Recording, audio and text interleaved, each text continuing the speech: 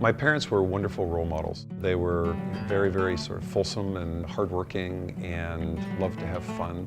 I saw my dad and how he ran his companies, and the people that worked for him worked with him. They were really just his friends. He took care of them, and they worked together.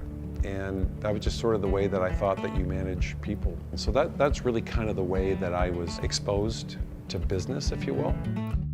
So when we created our company, I think it was more based on that kind of atmosphere than it was a more conventional commercial environment. Warren started a company based on people and the culture of treating people with respect. The employees, the customers, the suppliers, everyone who we interacted with has always been treated that way. I think that bleeds through into why people stay. They feel like they're part of the organization, and they feel like their opinions and what they do every day matters. I'd like to think that after welcoming many other new people on board, just like I was onboarded way back when, that we've built a culture like that. But the one thing that we've done consistently throughout it is we've never changed the business and the culture. We've never changed how we treat people, how we treat customers. It's been very consistent.